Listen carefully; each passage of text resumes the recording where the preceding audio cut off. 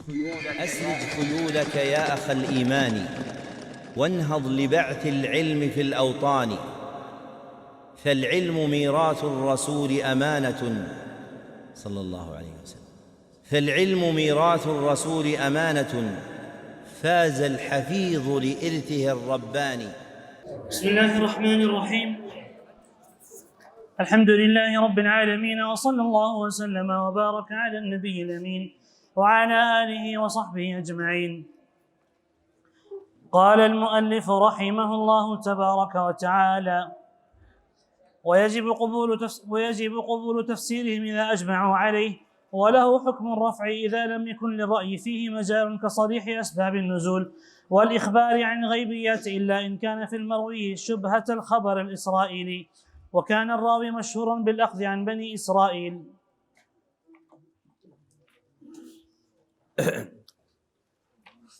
الحمد للہ رب العالمین والصلاة والسلام علی نبینا محمد وعلی آلہ وصحبہ اجمعین، اما بعد۔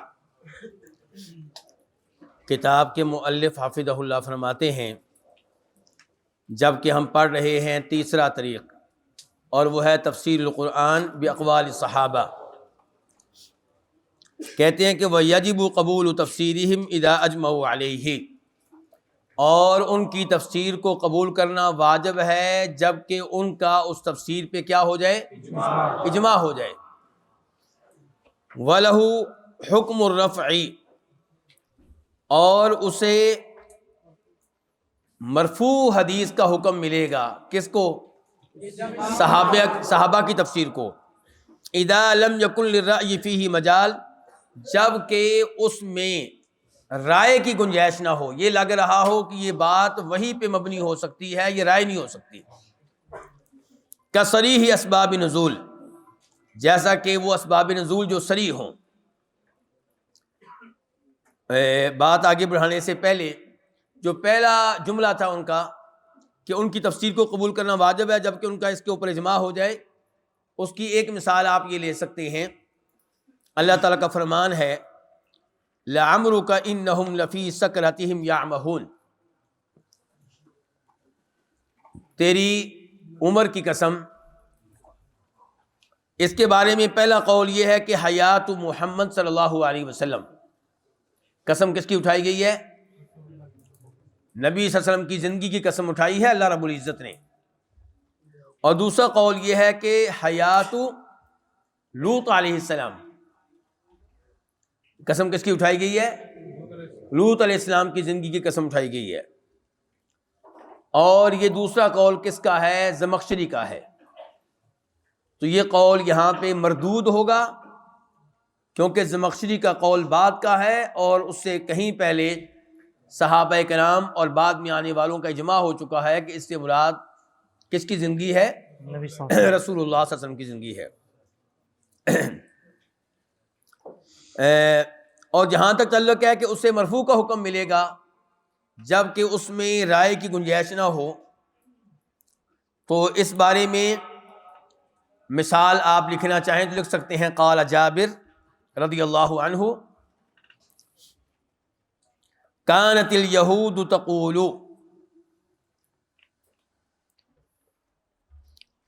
من اتى امرأته من دبرها فی قبولها جاء الولد احول فانزل اللہ نساؤکم حرث لکم۔ ہاں جی، اس پوری روایت میں کیا اللہ کے نبی کا کہیں تذکرہ موجود ہے صلی اللہ علیہ وسلم؟ نہیں۔ تو اس کے باوجود اس روایت کو قبول کیا گیا ہے۔ کیوں؟ کیونکہ یہ مرفوع کے حکم میں ہے، اور یہ حدیث آپ کو بخاری میں ملے گی تھوڑی سی الفاظ کی تبدیلی کے ساتھ، 4528، اور نمبر تو خیر میں لکھوا نہیں رہا، رہنے دیں۔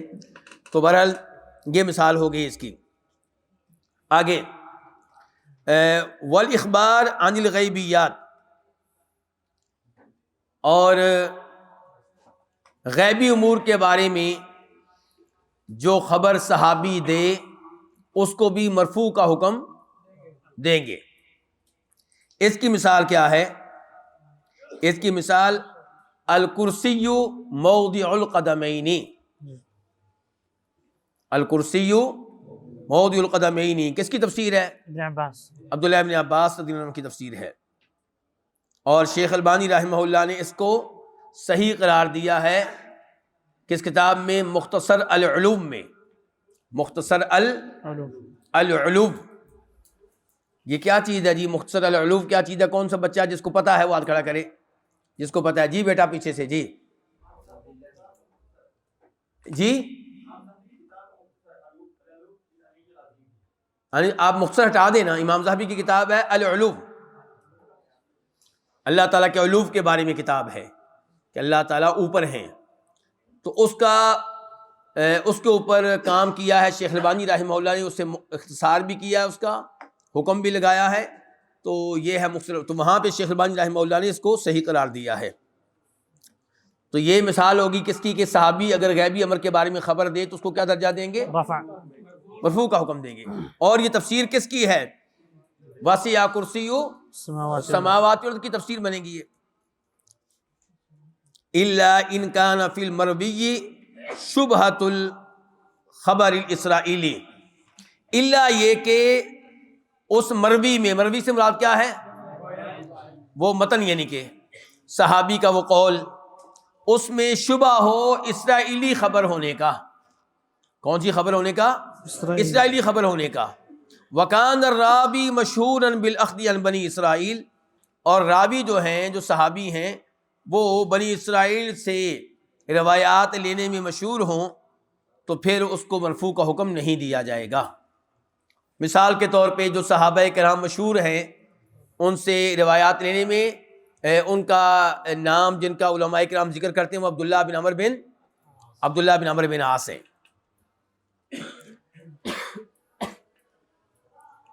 اچھا، یہاں پہ میں ایک مثال دینا چاہوں گا آپ کو ان روایات میں سے ایک روایت کی جن کے بارے میں آپ کہیں گے کہ یہ اسرائیلی روایت ہے۔ کیا کہیں گے؟ یہ اسرائیلی روایت ہے، اس لیے ہم اسے قبول نہیں کرتے۔ وہ عبداللہ ابن عباس کا قول ہے، قرآن کریم کے اس آیت کی تفسیر میں وَهَمَّ بِهَا لَوْلَا أَن رَأَىٰ بُرْهَانَ رَبِّهِ، وَهَمَّ بِهَا لَوْلَا أَن رَأَىٰ بُرْهَانَ رَبِّهِ۔ جو میں لکھوانا چاہتا ہوں وہ چلو بعد میں، اب مجھے یاد آ گیا، چلیے تھوڑی سی بات اور بھی کر لیتے ہیں۔ تو یہاں سے کیا ثابت ہوتا ہے کہ ہم کا وقوع یوسف علیہ السلام سے ہوا یا نہیں ہوا؟ ہوا۔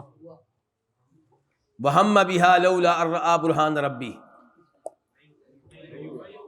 ہوا۔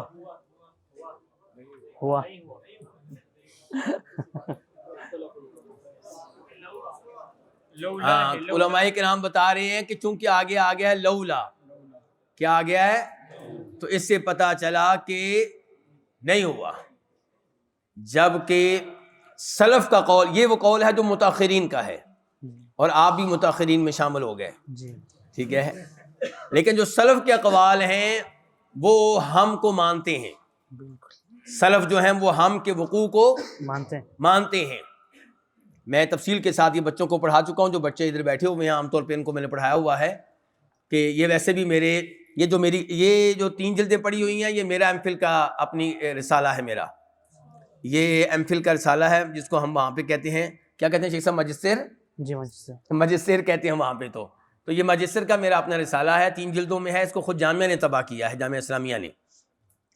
تو اس میں اس آیت کی سٹڈی بھی داخل ہے، میں نے اس آیت کی اچھی طرح سٹڈی کی ہے۔ تو سلف کے اقوال جو ہیں وہ اسی بات پہ دلالت کرتے ہیں کہ ہم کا وقوع ہوا، لیکن یہ علمی مجلس ہے ہماری دھیان سے۔ یہ کون سی مجلس ہے؟ علمی مجلس۔ ایسی گفتگو یعنی کہ علمی مجلس تک ہی محدود رہنی چاہیے۔ تو یہ بتانا چاہتا ہوں کہ سلف کا یہی قول ہے۔ کن کا قول ہے؟ سلف کا یہی قول ہے۔ جہاں تک تعلق ہے لولا کا، تو امام طبری رحمہ اللہ فرماتے ہیں کہ عربوں کے ہاں یہ چیز موجود نہیں ہے کہ لولا کا جواب لولا سے پہلے آ جائے۔ سمجھا رہی ہے؟ کون تھے جو لولا کی بات کر رہے تھے یہاں پہ؟ جی بیٹا ٹھیک ہے، یہ یاد رکھنا ہے آپ نے ہمیشہ، اور باقی لوگ بھی یاد رکھیں، کیونکہ آپ پڑھیں گے نا کتب میں، متاخرین کہہ رہے ہوں گے کیونکہ جی لولا آگے آ گیا۔ لولا کا جواب یہاں پہ مذکور نہیں ہے، لولا کا جواب محذوف ہے، آیت کیا ہے؟ وَلَقَدْ هَمَّتْ بِهِ وَهَمَّ بِهَا، یہاں پہ وقف کریں. آپ کو پتہ نا وقف کا تعلق ہے تفسیر سے، اس لیے یہاں پہ رکنا چاہیے ہمیں. جو تفسیر کو صحیح جانتا ہے یہاں پہ رکے. یہاں پہ وَلَقَدْ هَمَّتْ بِهِ وَهَمَّ بِهَا لَوْلَا أَن رَأَىٰ بُرْهَانَ رَبِّهِ لَكَانَ مَا كَانَ لَوْلَا أَن رَأَىٰ بُرْهَانَ رَبِّهِ لَحَصَلَ مَا حَصَلَ.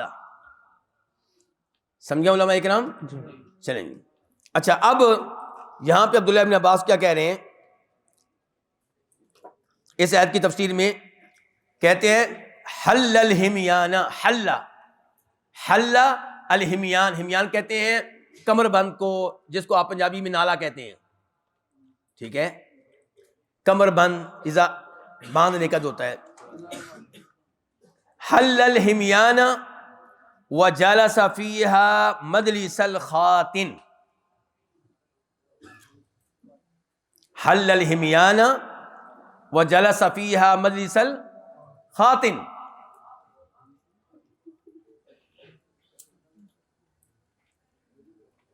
اچھا، یہ سنن سعید بن منصور کی روایت ہے.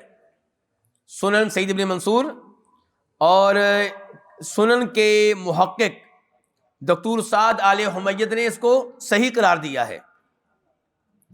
اس کی سند کو کتاب کے محقق دکتور سعد آل حمیت نے صحیح قرار دیا ہے. لیکن ہم کیا کہیں گے؟ یہ قول عبداللہ ابن عباس سے ثابت ہے، واقعی انہوں نے کہا ہے، لیکن کیا اس کو قبول کیا جائے گا؟ نہیں. کیوں؟ اس کے اوپر حکم لگے گا اسرائیلی روایت ہونے کا. تو پتہ چلا صحابی کا ہر قول قبول نہیں کیا جاتا. امام ابن تیمیہ رحمہ اللہ مجموع الفتاوی میں کہا ہے، لکھیں، بلکہ اس کا بھی حوالہ لکھنا چاہیں تو لکھ لیں، جلد نمبر 10 صفحہ نمبر 297. وہاں پہ انہوں نے تصریح کی ہے کہ یہ یہودیوں سے منقول ہے. یہ قول کن سے منقول ہے؟ یہود سے منقول ہے. تو اس قول کو نہیں لیا جائے گا. آپ اس قول کا مفہوم تو سمجھ چکے ہوں گے نا؟ یعنی کہ گویا کہ چادر شلوار وغیرہ اتر چکی تھی، بہت آگے معاملہ جا چکا تھا مطلب. تو یہ جبکہ اسرائیلی روایت ہے. یہ کیا ہے؟ اسرائیلی روایت ہے. چلیں جی. أحسن الله إليكم. وإذا اختلفوا فيرجح بين أقوالهم بالمرجحات المعروفة كشهود الحادثة وشهرة الصحابي وصحة السند وموافقة السياق والمشهور من اللغة. اچھا، چونکہ ہم صحابہ کرام کے بارے میں پڑھ رہے ہیں تو ویسے آگے امید ہے کہ گفتگو آئے گی اور اس موقع پہ مزید وضاحت کروں گا. لیکن آپ کو یہ پتہ ہوگا کہ صحابی کا قول قبول کرنے کی کتنی شرائط ہیں؟ دو شرائط ہیں. کتنی شرائط ہیں؟ جن کا تذکرہ آپ کو ملے گا ابن تیمیہ رحمہ اللہ کے پاس، ابن القیم کے پاس، اور پیچھے بھی ملے گا. لیکن جس صراحت کے ساتھ یہ کرتے ہیں تو اس لیے پھر نام ان کا لیا جاتا ہے. وہ کیا شرائط ہیں؟ نمبر 1 کہ وہ قول نص کے خلاف نہ ہو. نمبر 2 وہ قول کسی اور صحابی کے قول کے خلاف نہ ہو. صحابی کا قول کب حجت ہوگا؟ 2 صورتیں. نمبر 1 کیا؟ نص کے خلاف نہ ہو. نص کے خلاف نہ ہو. نمبر 2 کسی اور صحابی کے قول کے خلاف نہ ہو. اور یہ شرط چونکہ انہوں نے ذکر نہیں کی تو ہم بھی نہیں کرتے، لیکن ویسے ان کے عمل سے کیا پتا چلا کہ عبداللہ ابن عباس کا قول کیوں رد کر دیا گیا؟ نہیں، اسرائیلی روایت ہے. اسرائیلی روایت ہے. ٹھیک ہے، اس لیے اس کو بھی رد کر دیا گیا. چلیں آگے. جی آپ پڑھ چکے نا بات پوری؟ جی. وَإِذَا اخْتَلَفُوا. اچھا، پہلے بات ہوئی تھی کہ جب صحابہ کرام کا کسی تفسیر کے قبول کرنے پہ کیا ہو جائے؟ اجماع ہو جائے. اب کیا وَإِذَا اخْتَلَفُوا، اور جب ان میں کیا ہو جائے؟ اختلاف ہو جائے. فَيُرَجَّحُ بَيْنَ أَقْوَالِهِمْ، تو ان کے اقوال کے مابین ترجیح قائم کی جائے گی بالمرجحات المعروفہ، مشہور و معروف مرجحات کے ساتھ. ان کے سب کو پتا ہے کہ کن کن امور کے ذریعے کسی قول کو راجح کرا دیا جاتا ہے. یہ سب آپ جانتے ہیں، وہ کہنا چاہتے ہیں. پھر اس کی مثالیں دی انہوں نے. کشہود الحادثہ، مثال کے طور پہ ایک صحابی جو ہیں وہ موجود تھے اس موقع پہ جب کوئی واقعہ ہوا اور پھر آیت نازل ہوئی، اور دوسرے صحابی موجود نہیں تھے، تو یہاں پہ پھر کس صحابی کی بات کو ترجیح ہوگی؟ جو موجود تھے۔ وشہرت الصحابی، اور دوسرے نمبر پہ ترجیح کا سبب جو ہو سکتا ہے وہ صحابی کی شہرت ہے۔ کیا شہرت؟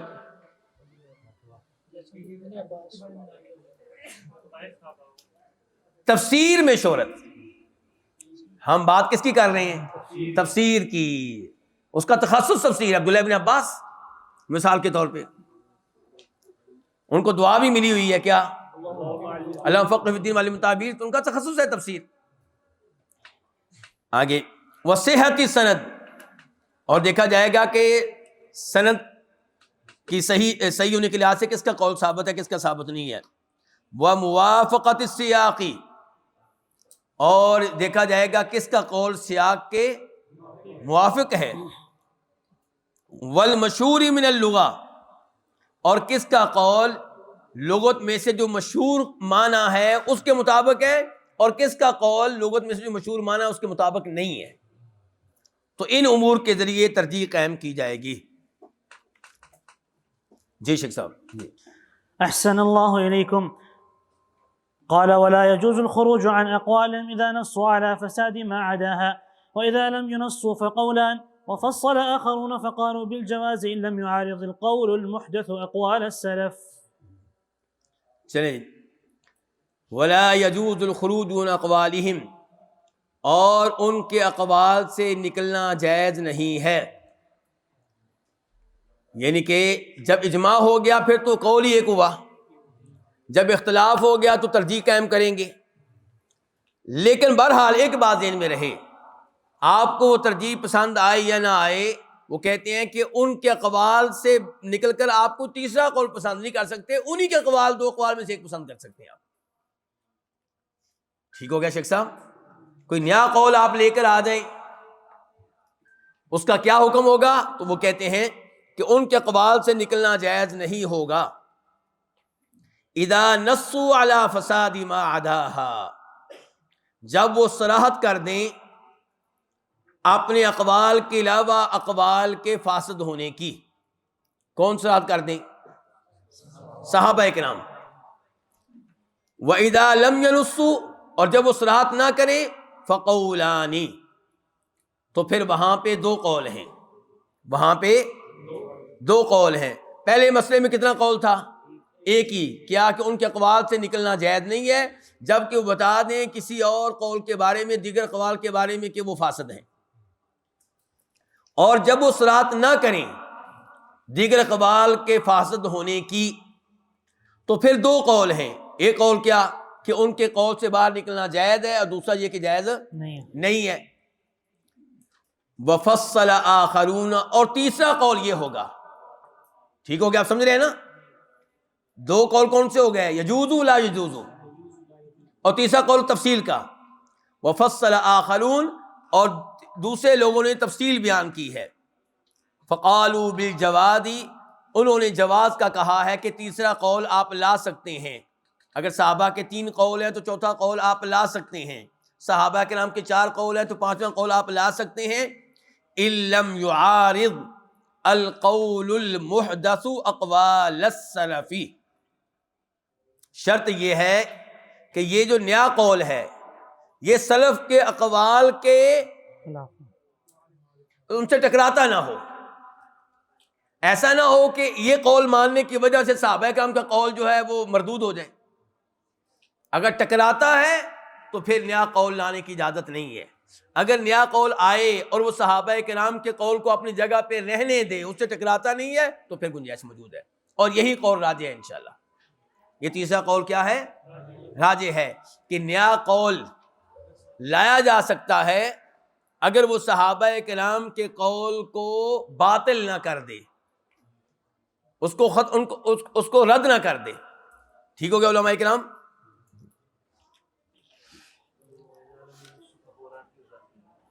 سوال نہیں شیخ صاحب جی۔ وَإِذَا لَمْ يُنُصُّوا فَقَوْلَانِ، جب صحابہ کرام دیگر اقوال کے فاسد ہونے کی صراحت نہ کریں تو پھر نیا قول قبول کرنا ہے کہ نہیں کرنا، نیا قول لانا جائز ہے کہ نہیں جائز ہے، اس میں 2 قول ہیں۔ نمبر 1 جائز ہے، نمبر 2 نہیں جائز، نمبر 3 آگے آ گیا وفصل آخرون۔ ٹھیک ہو گیا شیخ صاحب؟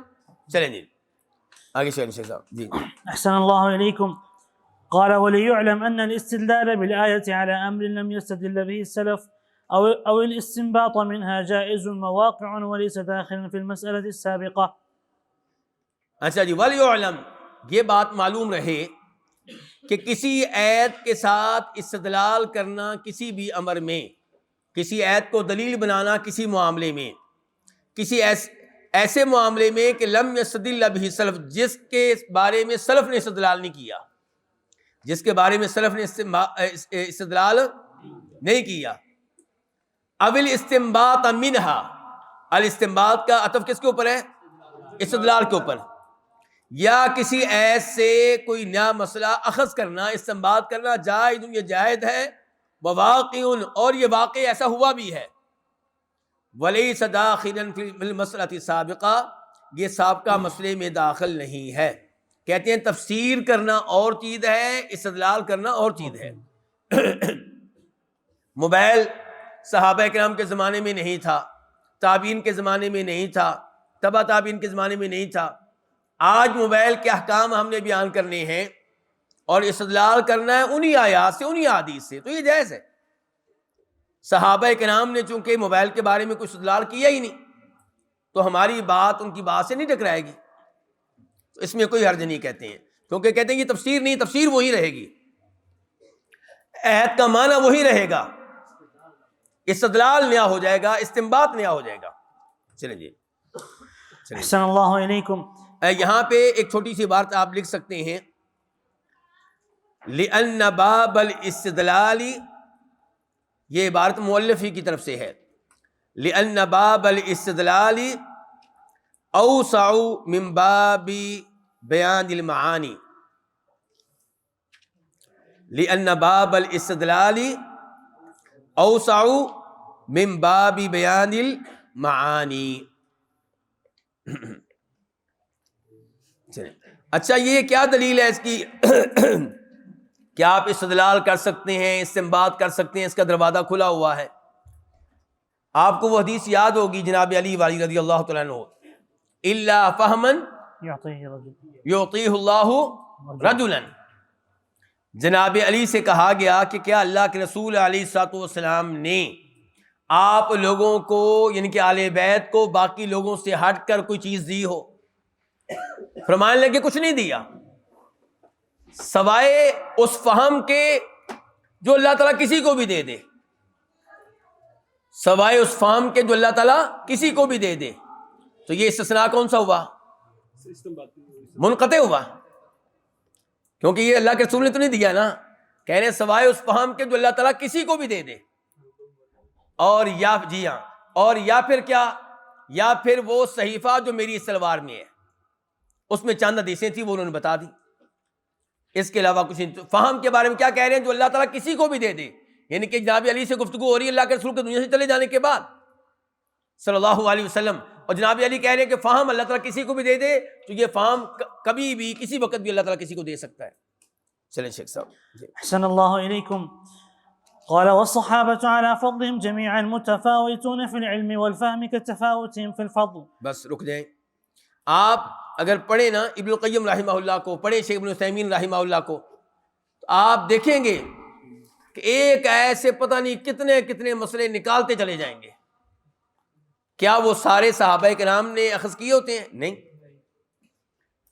شیخ ابن عثیمین کی بھی یہی صورتحال ہے، ابن القیم رحمہ اللہ کی بھی یہی صورتحال ہے۔ اچھا، اب کہتے ہیں بس کیا پڑھا ابھی آپ؟ وصحابت، جی، وصحابت علی فضلہم، صحابہ کرام اپنی فضیلت کے باوجود متفاوتون فی العلم والفہم، وہ علم اور فہم میں ایک دوسرے سے فرق رکھتے ہیں، سب ایک جیسے نہیں ہیں علم میں، سب صحابہ کرام علم میں ایک جیسے اور فہم میں بھی سب ایک جیسے نہیں ہیں۔ کتفاوتہم فی الفضل، یہ ایسے ہی ہے جیسے ان میں فرق ہے کس معاملے میں؟ فضیلت کے معاملے میں. اچھا اس بارے میں ایک چھوٹا سا جملہ لکھنا چاہیں تو لکھیں. قال مسروق، اور یہ بخاری شریف سے ہے، نہیں معذرت بخاری شریف سے نہیں، یہ کتاب العلم ہے لابی خیثمہ کی. جالست اصحاب رسول اللہ صلی اللہ علیہ وسلم، میں اللہ کے رسول کے صحابہ کے ساتھ بیٹھتا رہا ہوں. کون کہہ رہے ہیں؟ مسروق. فکانوا کالاخادی، فکانوا کالاخادی، وہ اخاذ کی طرح سے. اخاذ کیا چیز ہوتی ہے جی؟ الاخاذ زال کے ساتھ، اخذ یاخذ سے الاخاذ جی کس چیز کے؟ کان. کالاخاذ پانی کا تالاب.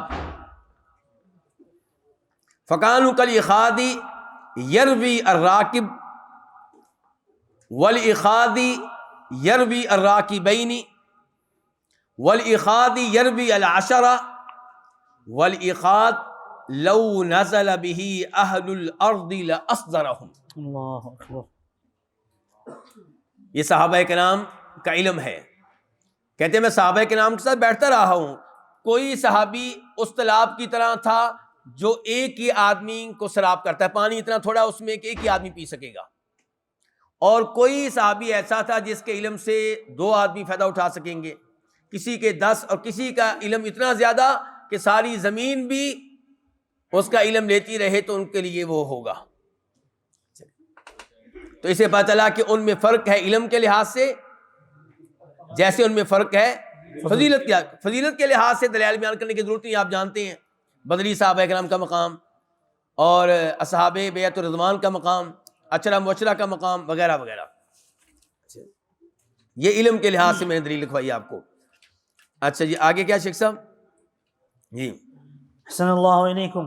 قال ومنهم مكثرون في التفسير كابن عباس وابن مسعود وعلي وأبي، ومنهم متوسطون كالشيخين وعثمان وزيد وأبي موسى وابن الزبير، ومنهم مقلون كابن عمر وجابر وابن عمرو رضي الله عنهم جميعا، ولا صلة لهذا بمروياتهم عن الرسول صلى الله عليه وسلم. لو جی اس عبارت کو بھی مؤلف نے تبدیل کیا ہے. اب نئی عبارت کیا ہے لکھ لیں، والصحابۃ عالمون بمعانی القرآن. اور یہاں پر کہ اگر آپ موضوع اس کو عنوان دینا چاہیں تو وہ بھی دے سکتے ہیں. اس سے پہلے طبقات الصحابہ فی بیان تفسیر، یہ عنوان ہوگا، طبقات الصحابہ فی بیان التفسیر. اچھا اس سے پہلے آپ نے عنوان دیا تھا وہ ادھر مصادر تفسیر عند الصحابہ، میں نے کہا تھا آپ کو، لکھا تھا نا. چلیں اب کیا لکھیں؟ طبقات الصحابہ فی بیان تفسیری. اس میں کیا آئے گا؟ والصحابۃ عالمون بمعانی، بلکہ اس میں وہ پہلی لائن بھی آئے گی کہ والصحابۃ علی فضلہم جمیعا متفاوتون فی العلم والفہم کتفاوتہم فی الفضل. آگے کیا آئے گا؟ والصحابۃ عالمون بمعانی القرآن.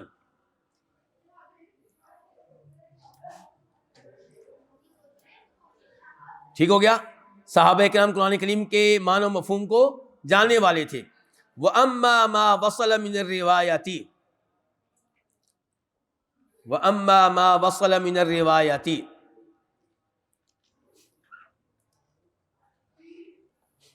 جہاں تک تعلق ہے ان روایات کا جو ہم تک پہنچی.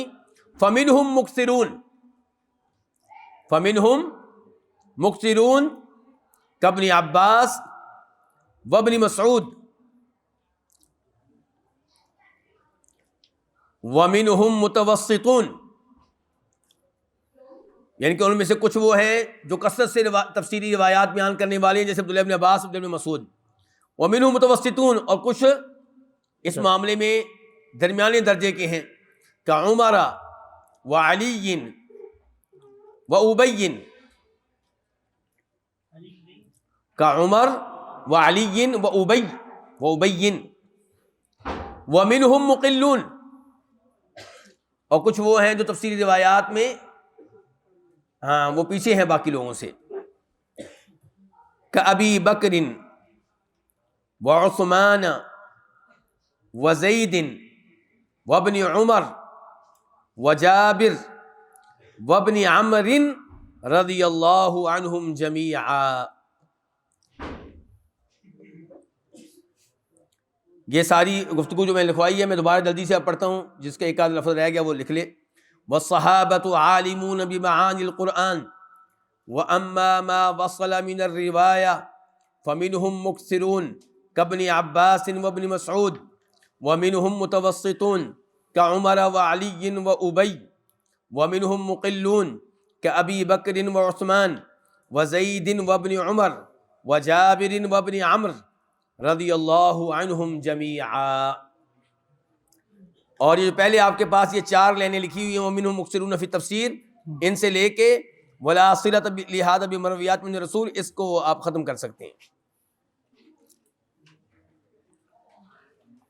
اور یہ جو آخری لائن آپ نے ختم کی ہے نا ولا صلۃ لہذا بمرویات من رسول صلی اللہ علیہ وسلم، اس کی جگہ پہ لکھیں گے وقد يكون الراوی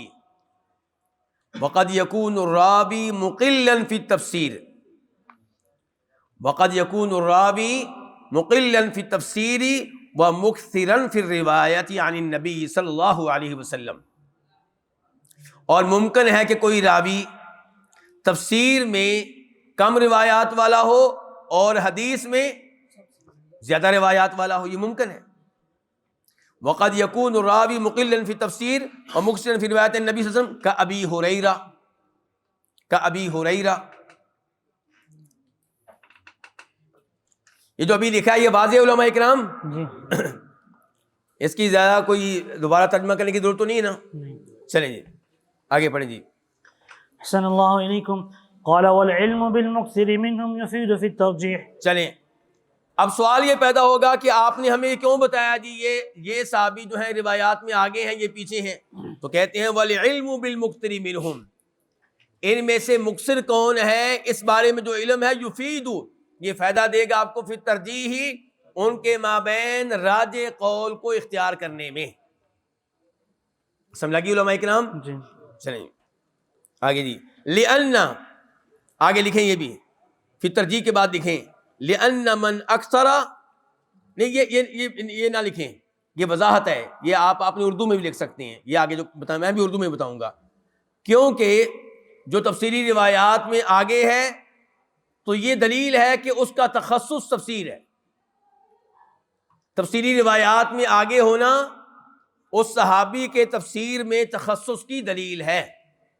اس کا مطلب یہ ہے کہ اس صحابی نے تفسیر کا زیادہ اہتمام کیا ہے، زیادہ توجہ دی ہے.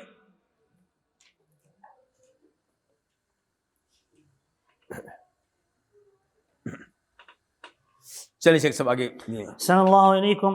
قال واجلهم قدرا فيه ابن عباس لدعاء الرسول صلی اللہ علیہ وسلم ولملازمته له ولكبار اصحابه ولتأخر وفاته وكثرة الآخذين عنه. چلیں جی. واجلهم قدرا فيه سے مراد کیا ہوگا؟ تفسیر میں. اور تفسیر میں مقام و مرتبہ کے لحاظ سے جو سب سے عظیم ہیں وہ عبداللہ ابن عباس ہیں. کیوں جی؟ نمبر 1 لدعاء رسول صلی اللہ علیہ وسلم، کیونکہ ان کو اللہ کے نبی کی دعا ملی تھی علیہ الصلوۃ والسلام. اور ادھر دعا کس کو ملی تھی؟ ابو ہریرہ کو. حدیث میں دعا کس کو ملی؟ ابو ہریرہ کو. تو وہ آگے نکل گئے. ادھر عبداللہ ابن عباس کو دعا ملی تو یہ آگے نکل گئے. کیا دعائیں ہیں اللہ کے رسول کی علیہ الصلوۃ والسلام. نمبر 2 ولی ملازمتہ لہو، اور اس لیے کہ وہ نبی علیہ الصلوۃ والسلام کی ملازمت کرتے رہے، آپ کے ساتھ اٹھتے بیٹھتے رہے. جیسا کہ آپ واقعہ جانتے ہیں کون سا؟ سیدہ ممونہ کے گھر میں رات گزارنے والا اسپیشلی اسی لیے گئے تھے، علم لینے کے لیے گئے تھے، اور اسی موقع پہ دعا ملی تھی. دعا بھی اسی موقع پہ ملی تھی. آگے جی. ولی کبار اصحابہ، یہ وہی ہے کہ ملازمت ہی لہو ولی کبار اصحابہ، کیونکہ وہ نبی علیہ الصلوۃ والسلام اور آپ کے کبار اصحاب کی انہوں نے ملازمت اختیار کی، ان کی صحبت اختیار کی.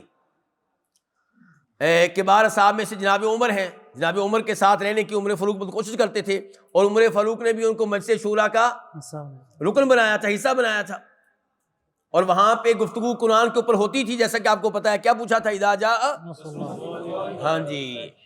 آج ایسے سوالات ہو جائیں تو آپ لوگوں نے کیا کہنا ہے یعنی کہ مجھے یاد ہے کہ ہم کسی جگہ طالب علم ہوتے تھے، طالب علم یعنی کہ سمجھدار طالب علم بڑی عمر کے، تو جب ایسا کوئی پروگرام ہوتا تو وہاں پہ اگر کوئی علمی گفتگو ہوتی تو کچھ لڑکے کہتے کیا یہاں پہ بھی علم کی باتیں شروع کر دی ہیں، تفریح کے لیے آئے ہیں کیا آپ کی کیا کیا کیا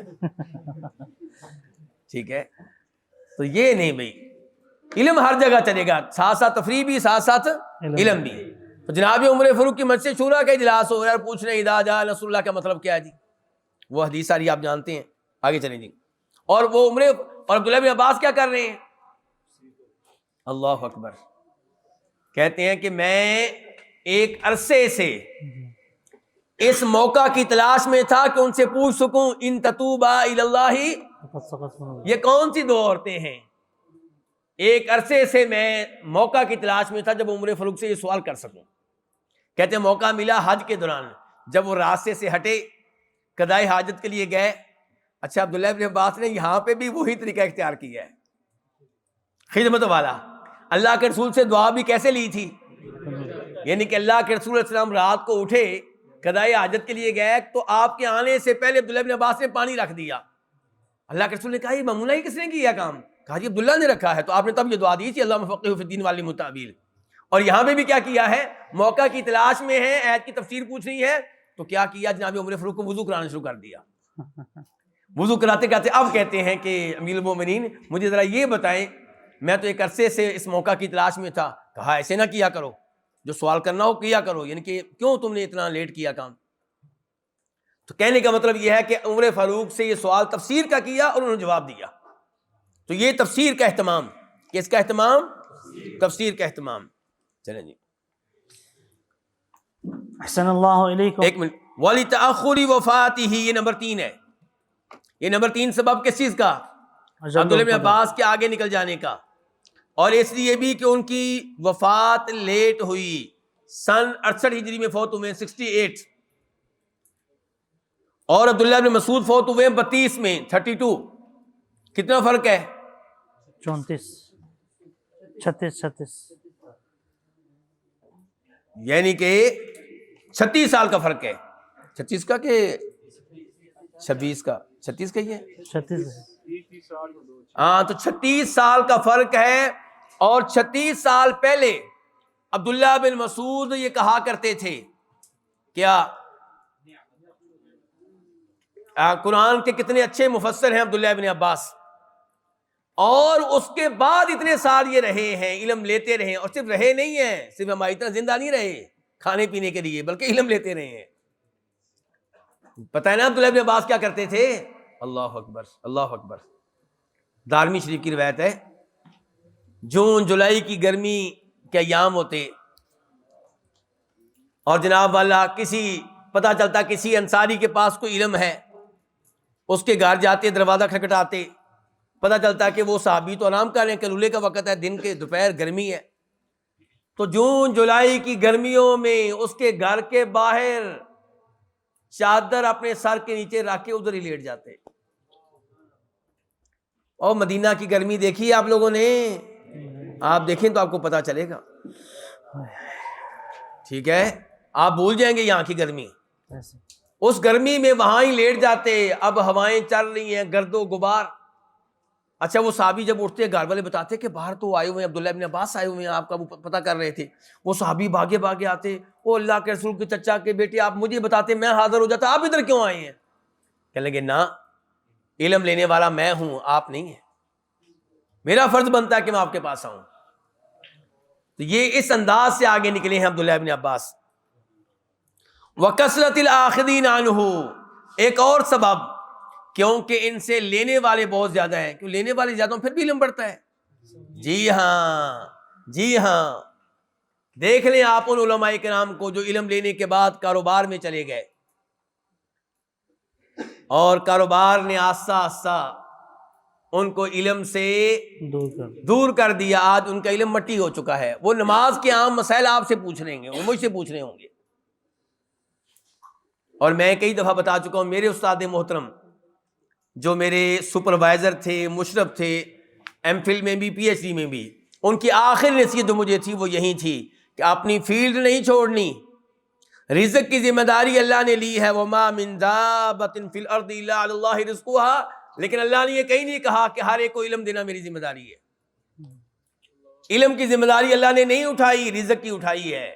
اگر یہ میدان چھوڑ دیا تو آپ کا علم مٹی ہو جائے گا، یہ میرے استاد کے الفاظ تھے۔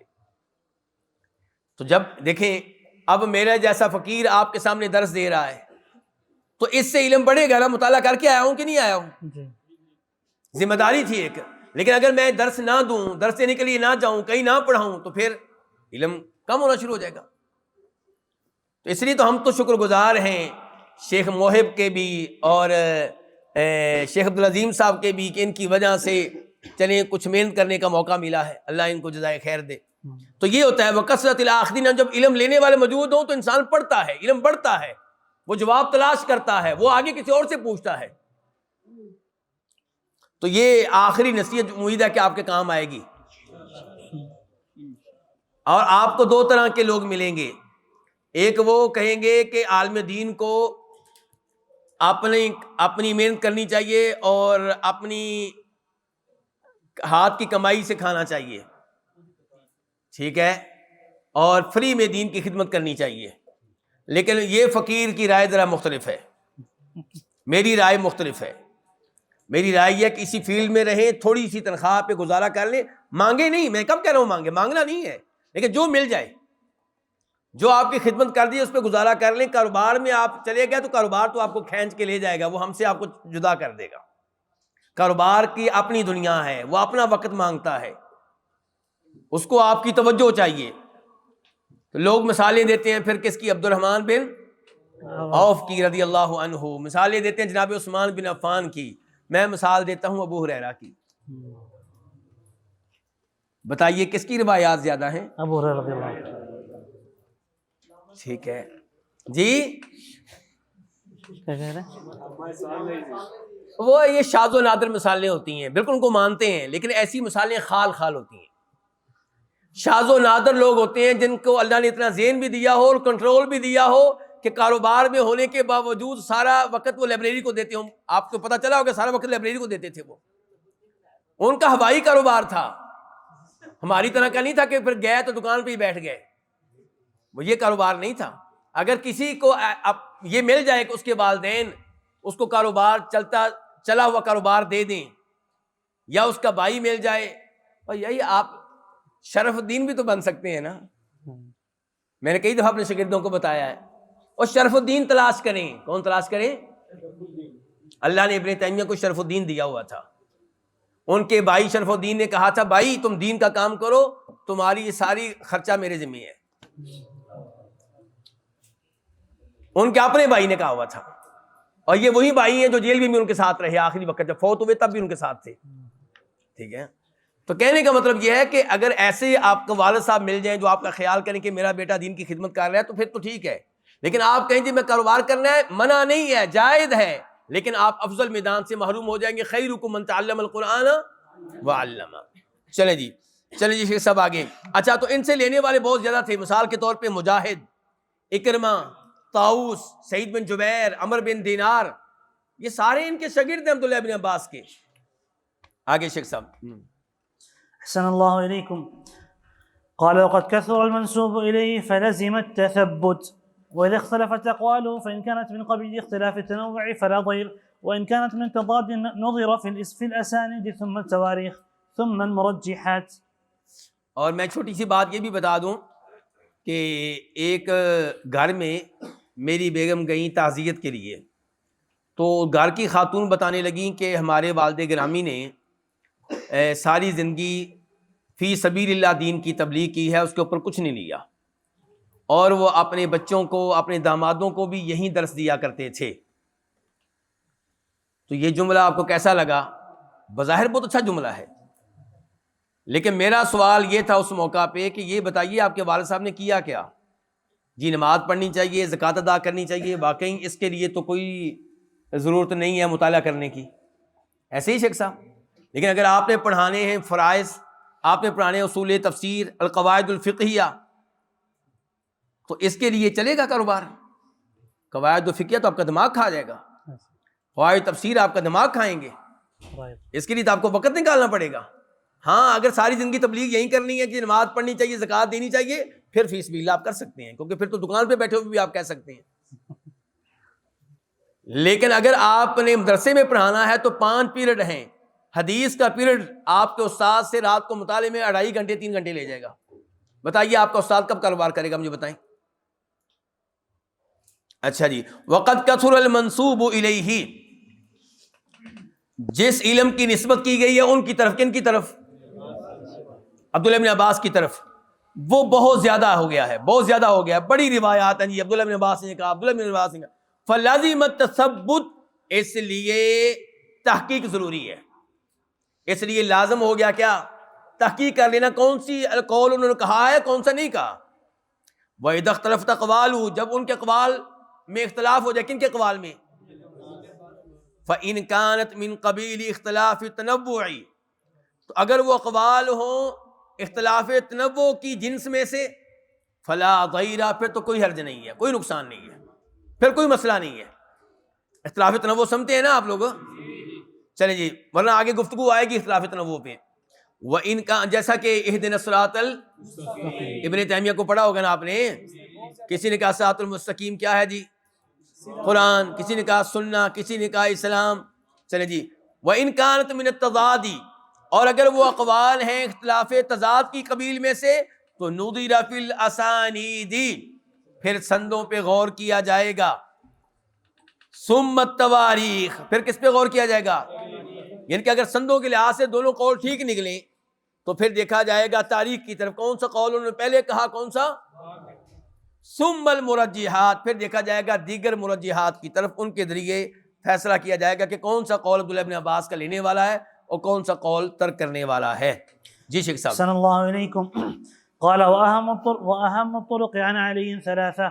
ہاں جی، حضرت علی سے جو ہمیں تفسیری روایات ملتی ہیں ان کی سندیں، وَأَهَمُّ الطُّرُقِ عَنْ عَلِيٍّ، جناب علی سے آنے والے اہم سندیں 3 ہیں.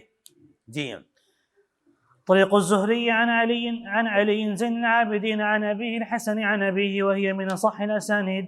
ہاں رک جائیں.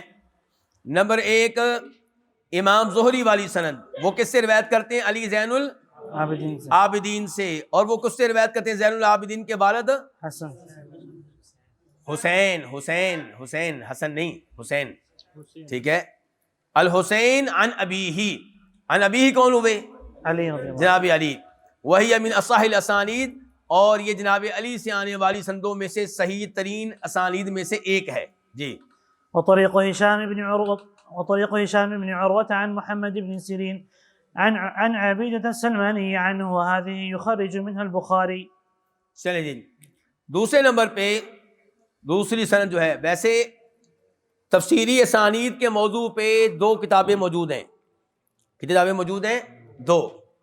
اور میری کوشش تھی کہ میں لے کر آؤں، لیکن مجھے اپنے بیگ کے اوپر ترس آنے لگا کہ لگتا ہے کہ اگر میں لے کر آیا تو کہیں میرا بیگ جواب دے جائے گا. ٹھیک ہے، وزن کی وجہ سے، تو اس لیے میں لے کر نہیں آیا، ورنہ میں آپ کو دکھاتا بھی اور شاید آپ لے بھی لیتے. تو اب پورا نام تو میرے ذہن میں شاید نہیں مجھ سے نہیں لیتے نا، میرے پاس تھی. مطلب یہ کہ بعد میں آپ خرید لیتے، کہ بعد میں آپ کو رغبت ملتی دیکھ کر کے یہ کتاب واقعی لینے والی ہے. ٹھیک ہے. ایک کتاب کا نام لکھنے التیسیر. اب آگے کیا ہے ان کے فی اسانید تفسیر، آگے کر کے کوئی لفظ ہوگا التیسیر فی اسانید علم تفسیر، ایسے کر کے. ٹھیک ہے. مؤلف کا نام بھی معذرت کے ساتھ میں ذہن میں نہیں رکھ سکا، کیونکہ وہ مؤلف تو مشہور نہیں ہے زیادہ، لیکن جو مقدمہ لکھنے والے ہیں ان کا، جنہوں نے تقدیم کی ہے، وہ مشہور ہیں. برحال تو التیسیر، یہ یمن کے عالم دین ہے. یہ کہاں کے عالم دین ہے؟ صاحب التیسیر جو ہیں یہ یمن کے عالم دین ہیں. تو ان کی کتاب کافی اچھی ہے، لینے والی ہے، اللہ آپ کو موقع دے.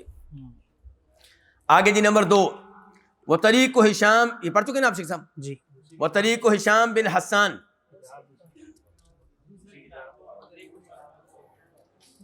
دوسری آپ رہنے دیں، کوئی وجہ ہے، کسی وجہ سے میں لکھوانا نہیں چاہتا. دوسری کی جو شخصیت ہے نا وہ میں نے لکھوا دی نا تو مسئلہ. چلیں آگے چلیں. وطریق ہشام بن حسان، نہیں آپ کو نہیں پتا، آپ کچھ باتیں نہیں جانتے. آگے لکھیں آپ نمبر 2 ہشام بن حسان. دوسرے نمبر پہ ہشام بن حسان.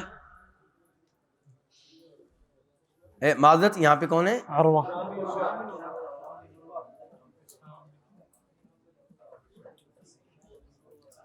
یہاں پہ میں نے سند دیکھی تھی وہ ہشام بن حسان تھی، شاید اب یہ 2 ہوں.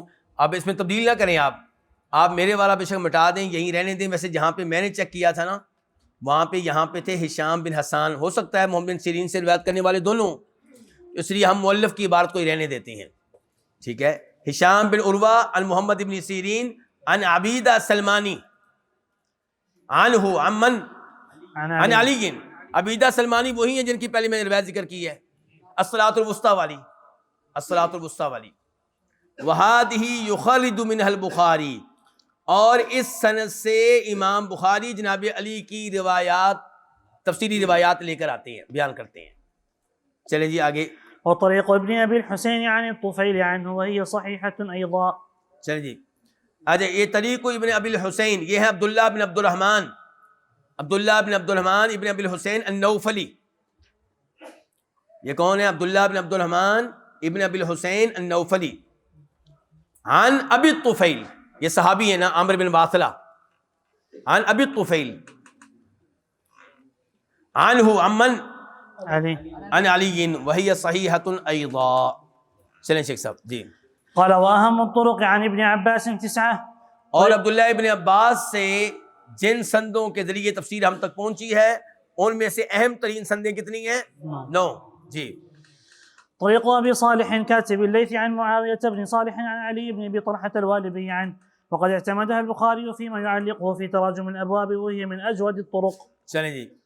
یہ عبداللہ ابن عباس کے معاملے میں مشہور ترین سند ہے، اور اس میں بھی اختلاف ہے. اس کو سند کو صحیح اور ضعیف قرار دینے میں اختلاف ہے.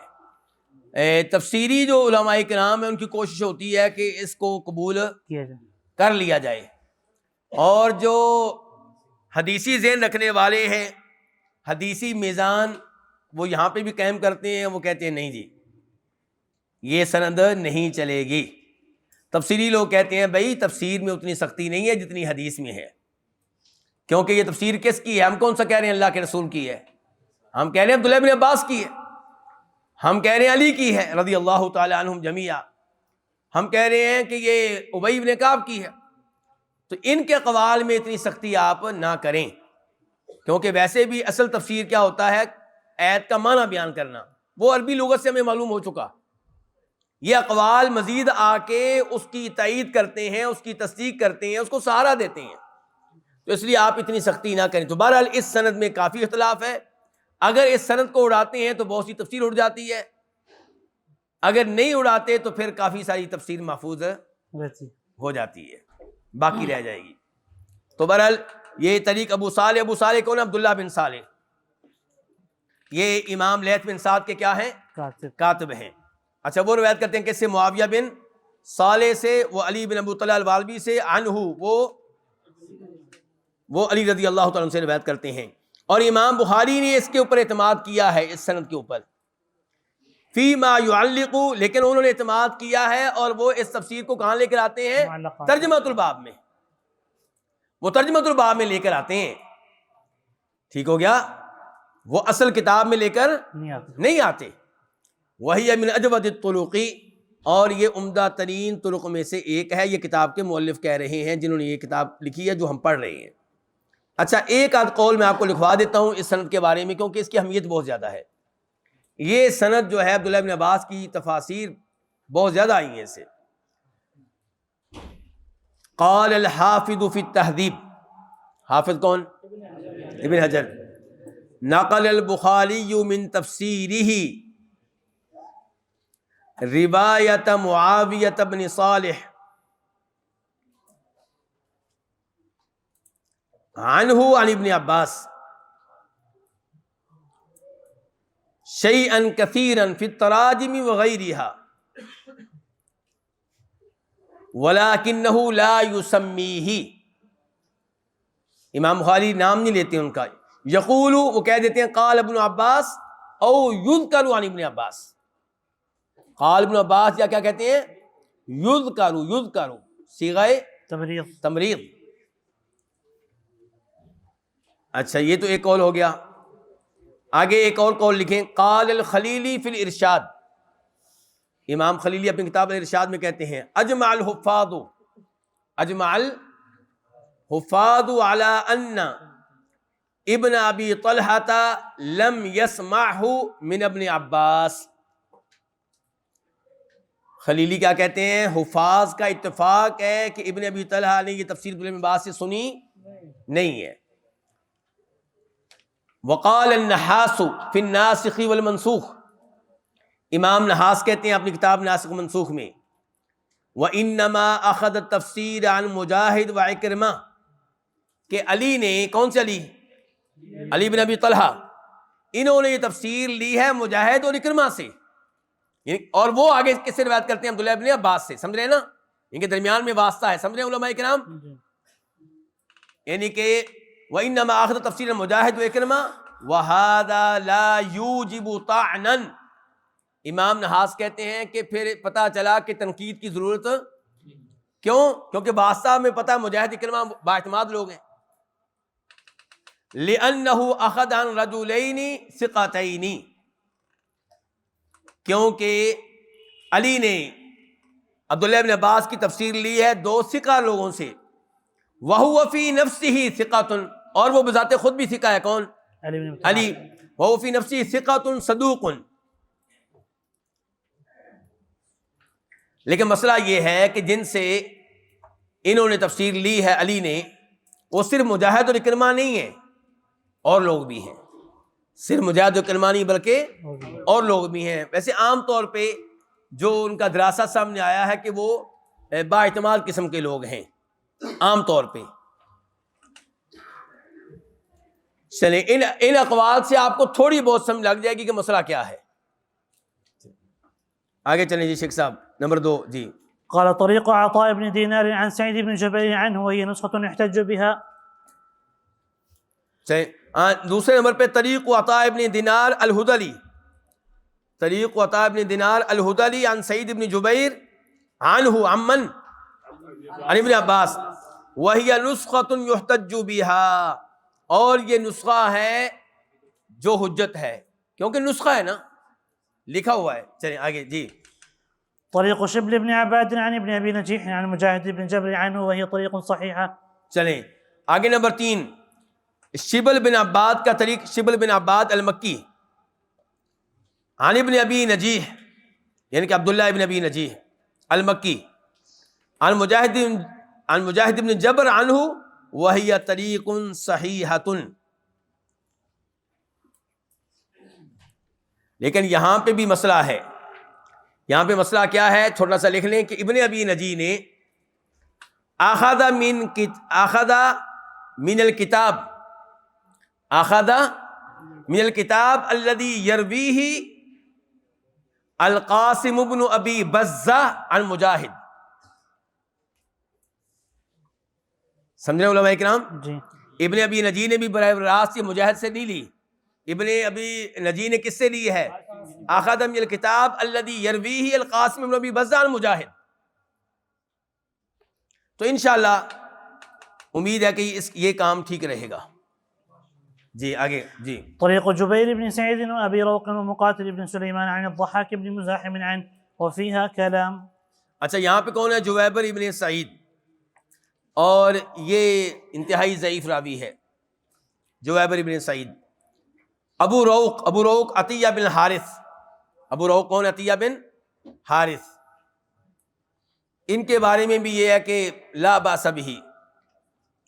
مقاتل بن سلیمان ضعیف واہن جدا عن الضحاک بن مزاحم عنہ.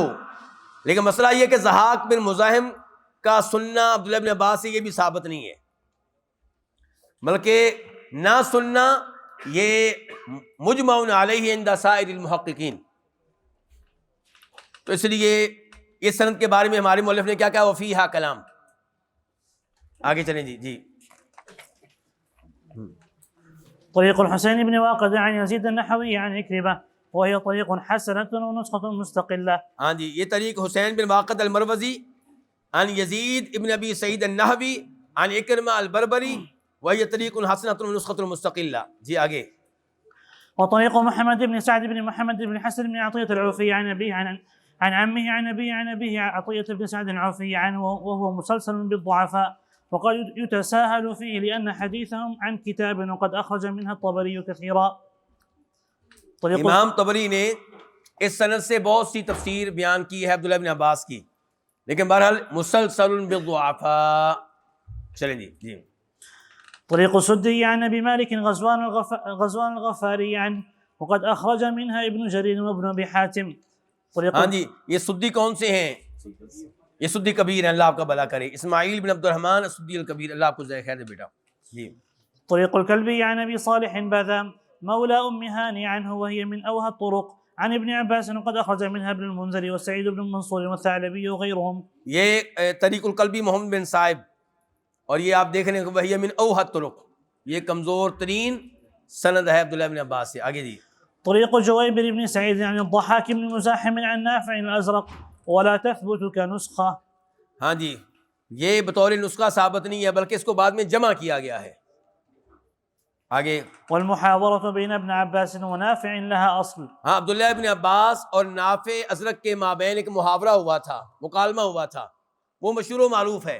تو سند کے لحاظ سے کیسا ہے؟ کہتے ہیں اس کی اصل موجود ہے، واقعی ایسا ہوا تھا، اگرچہ سارے جملے ثابت نہیں ہیں. جو جملے بیان کیے جاتے ہیں کہ نافع نے یہ کہا، عبداللہ ابن عباس نے جواب دیا، نافع نے کہا، عبداللہ ابن عباس نے جواب دیا، وہ سب کچھ ثابت نہیں ہے، لیکن بہرحال اس کی اصل موجود ہے. چلیں جی. وهو أهم الطرق عن أبي. طريق أبي جعفر الرازي عن الربيع بن أنس عن أبي العالية عنه وهي طريق حسنة ونسخة مستقلة أخرج منها الطبري وابن أبي حاتم. اچھا، یہاں پہ کیا جی، یہ ابی بن کعب، اور ابی بن کعب کا مقام و مرتبہ آپ جانتے ہیں قرآن کے معاملے میں. اللہ کے نبی صلی اللہ علیہ وسلم نے فرمایا تھا استقر القرآن من اربع، قرآن لو 4 لوگوں سے. وہ کون کون سے ہیں؟ من عبداللہ ابن مسعود وسالم مولا ابی حذیفہ وابی بن کعب ومعاذ بن جبل. آگے جی. تو اس میں یہ سند کیسی ہے؟ اس میں ضعف ہے، لیکن تفسیر میں یہ بھی چل جائے گا کیونکہ یہ نسخہ ہے. کیا ہے؟ نسخہ ہے، چل جائے گا. آگے جی. وأهم الطرق عن ابن مسعود طريق السدي عن مرة الهمداني عنه وقد خرج منه الطبري والحاكم وغيرهما. ہاں، مرہ الحمدانی، تو یہ کیا ہے؟